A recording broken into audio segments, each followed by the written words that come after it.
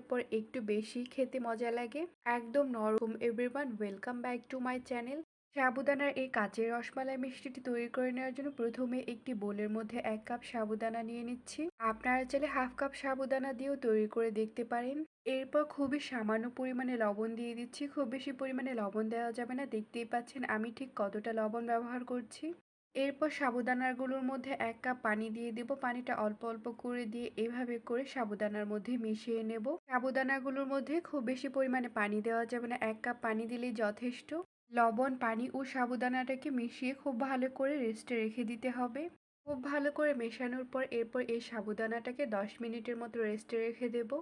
10 minute রেস্টে রাখার পর সাবুদানাটাকে হাতের সাহায্যে এভাবে করে ডলে ডলে খুব ভালো করে মথিয়ে নিয়ে একটা ডোয়ের মতো তৈরি করে নিতে হবে।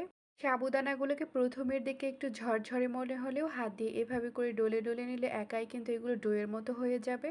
তবে হাতে একটু সময় নিয়ে এরপর এগুলোকে এভাবে করে ডলে নিয়ে ডোয়ের মতো তৈরি করে নেব। সাবুদানাগুলোকে ডলে ডলে একদম ডোয়ের মতো তৈরি করে নেওয়া হয়ে গেছে। দেখতেই পাচ্ছেন একদম কিন্তু এটা ডোয়ের মতো হয়ে গেছে। এরপর হাতটাকে পরিষ্কার করে ধুয়ে নিয়ে এরপর হাতে অল্প একটু ঘি লাগিয়ে নিয়েছি। এখন এই ডো থেকে এভাবে করে লেচি কেটে নিয়ে একটা ছোট্ট বলের মতো শেপ দিয়ে দেব।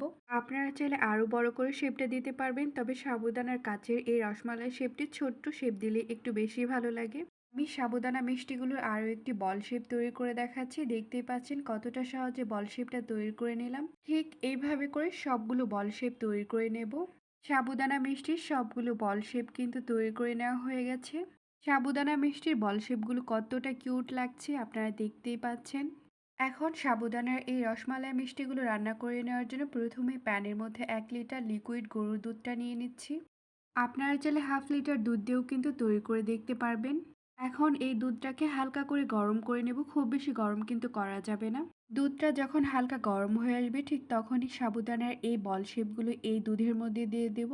এতে করে সাবুদানার এই রসমালাই মিষ্টিগুলো কিন্তু একদমই ভেঙে যাবে না, তাই হালকা গরম দুধে এই মিষ্টিগুলো দিয়ে দিতে হবে। চুলার আঁচটা মিডিয়াম হিটে রেখে স্প্যাচুলারের সাহায্যে এভাবে করে আলতো করে নেড়ে দিতে হবে। কোনো শক্ত কিছু দিয়ে নাড়তে যাবে না, তাহলে কিন্তু মিষ্টিগুলো একদমই ভেঙে যেতে পারে। এখন এই রসমালাই মিষ্টিগুলোকে কিছুক্ষণ জাল করে নেওয়ার পরে দেখতে পারবেন যে রসমালাই মিষ্টিগুলো একদম দুধের উপর ভেসে উঠেছে। স্প্যাচুলারের সাহায্যে মাঝে মাঝে এভাবে করে নেড়ে দিতে হবে, এতে করে দুধটা তলানিতে লেগেও যাবে না।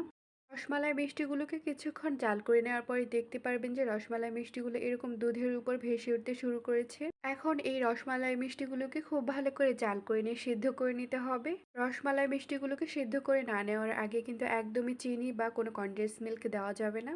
রসমালাই মিষ্টিগুলোকে একদম খুব ভালো করে সিদ্ধ করে নেওয়া হয়ে গেছে। রসমালাই মিষ্টিগুলো আমি একটু দেখিয়ে দিচ্ছি কতটা নরম আর তুলতুলে হয়েছে। এরপর হাফ কাপ চিনি দিয়ে দিচ্ছি। আপনারা চাইলে চিনির পরিবর্তে কনডেন্স মিল্কটাও দিতে পারেন, তবে আমার ঘরে কনডেন্স মিল্কটা ছিল না তাই আমি দিতে পারিনি। এরপর 1/4 কাপ গুঁড়া দুধ দিয়ে দিচ্ছি। এটা পুরোপুরি অপশনাল, আপনারা চাইলে বাদ দিতে পারেন, তবে গুঁড়া দুধটা দিলে খেতে একটু বেশি ভালো লাগবে। এরপর স্প্যাচুলারের সাহায্যে চিনি ও গুঁড়া দুধটাকে খুব ভালো করে মিশিয়ে নেব। চিনি আর গুঁড়া দুধটাকে খুব ভালো করে মেশানোর পর এই রসমালাই মিষ্টিগুলোকে 10 মিনিটের মতো খুব ভালো করে জাল করে নেব। রসমালাই মিষ্টিগুলোকে 10 মিনিট খুব ভালো করে জাল করে নেওয়া হয়ে গেছে। এখন এই রসমালাই মিষ্টিগুলোকে চুলা থেকে নামিয়ে নেব। রসমালাই মিষ্টিগুলোকে খুব ভালো করে জাল করে নেওয়ার পর এরপর একটি বোলের মধ্যে নিয়ে নিচ্ছি। বোলের মধ্যে ঢেলে দেওয়ার পর এই রসমালাই মিষ্টিগুলোকে নর্মাল ফ্রিজে রেখে দেব।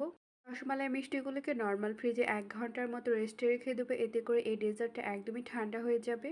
1 ঘন্টা পর রসমালাইগুলোকে নর্মাল ফ্রিজ থেকে বের করে নিয়েছি। আপনারা দেখতেই পাচ্ছেন রসমালাই মিষ্টিগুলো ঠিক কতটা লোভনীয় লাগছে দেখতে। এই ডেজার্টটা যখন পুরোপুরি ঠান্ডা হয়ে যায় তখন খেতে একটু বেশি ভালো লাগে। এই ডেজার্টের টেস্টটা একটু ডিফারেন্ট অন্যান্য ডেজার্টের থেকে। বাসায় একবার হলে ট্রাই করে দেখতে পারেন সাবুদানার কাছে এই রসমালাই মিষ্টিটি দেখতে যেমন লোভনীয়, খেতেও ঠিক তেমনি লোভনীয়।